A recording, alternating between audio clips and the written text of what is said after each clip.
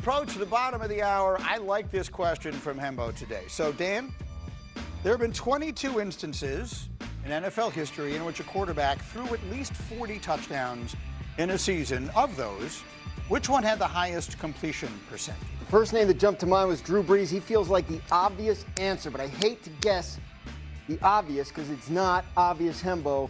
It is sneaky Hembo. Baker was over 71% last year. I'm going to guess Baker last year. Baker 2024. Baker Mayfield. Oh, my God, Yes, that's really? right. Not only is it right, listen to this.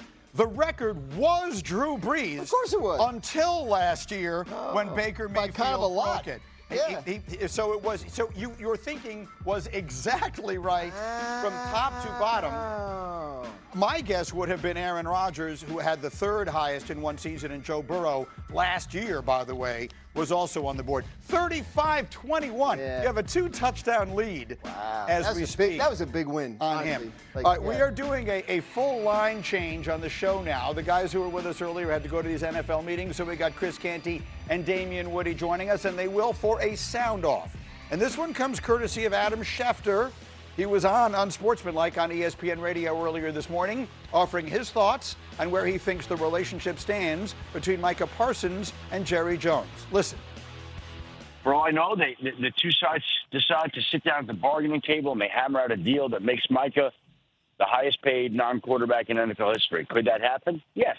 There's zero indication, that that's going to happen, that there's going to be a reverse.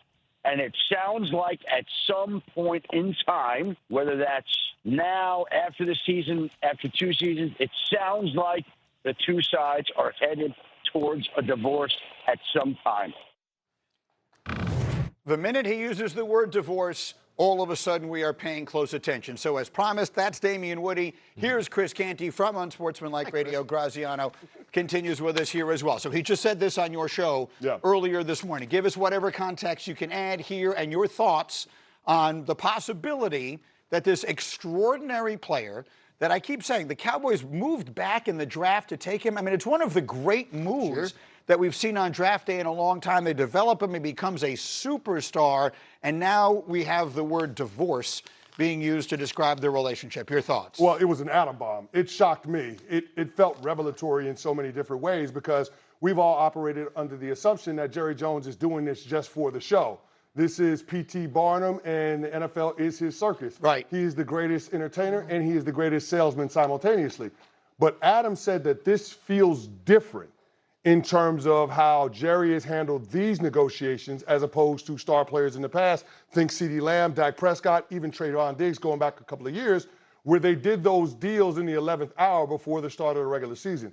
It actually feels like now we're at a contractual stalemate, and there's a chance that we may have seen Micah Parsons play his last game for the Dallas Cowboys. Graziano, help me. You talk to the people all the time. Yes. What is your sense of just where this is? Yeah, I mean, as recently as late last week, I was being told in no uncertain terms he's going to be a Cowboy. Like, they're not interested in moving on from him, not interested in trading him. But, Adam Schefter says something. Did you say, by the way, Atom Bomb or Atom Bomb? Because I like that. I hadn't heard that before. A-D-A-M Anyway, bomb. That was good. Anyway, you have to pay attention. Now, look, they could franchise him for 2026. They could franchise him for 2027 if they wanted to play hardball. And if he wants to play hardball, he can not show up.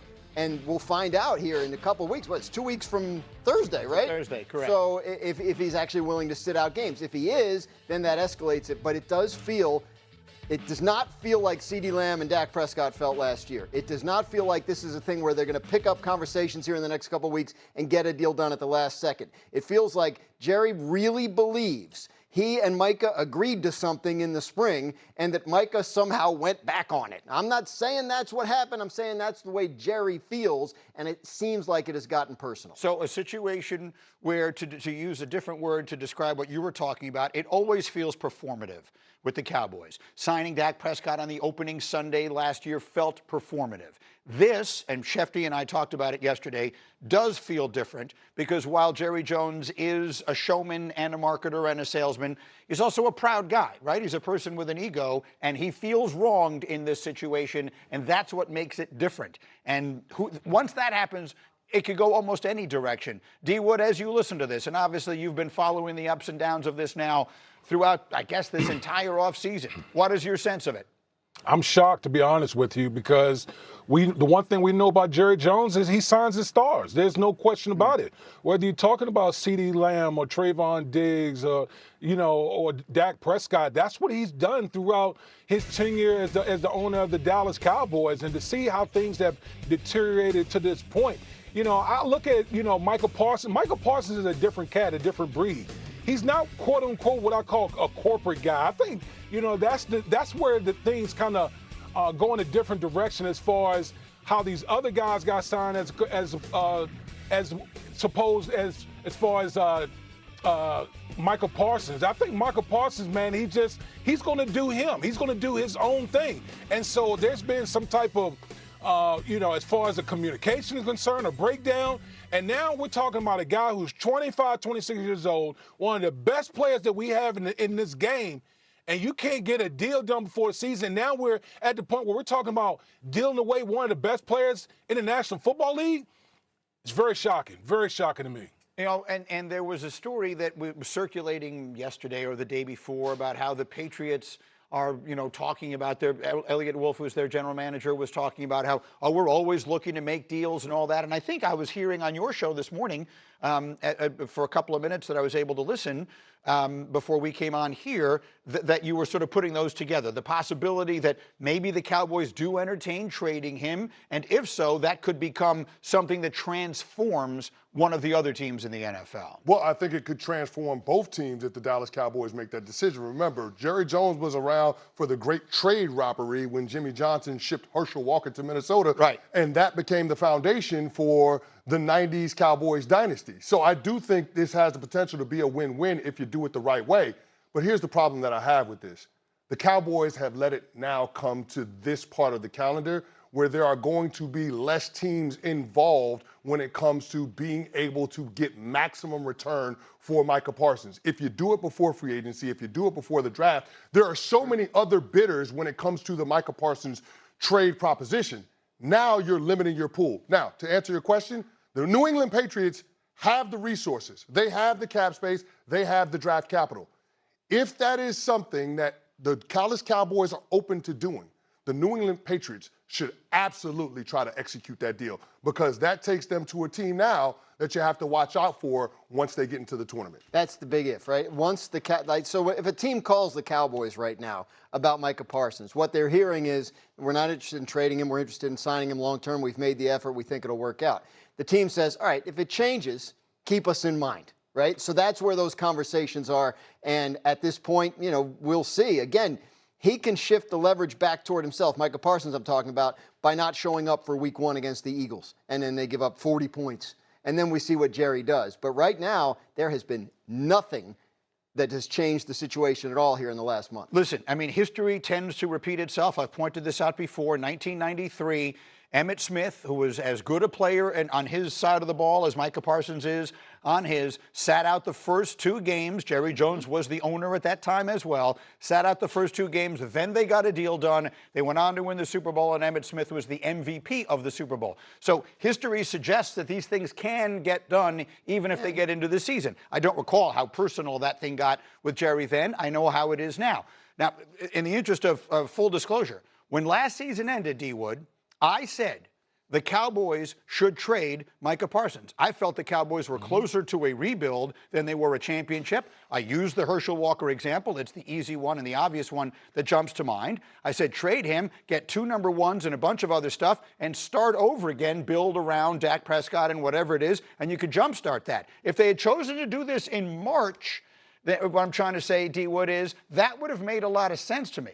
But that's not what they're doing. They're not doing this because they've decided strategically it is the best thing to do. They're doing it because the relationship between Jerry Jones and the player has deteriorated. And D. Wood, that's a scary place for it to be.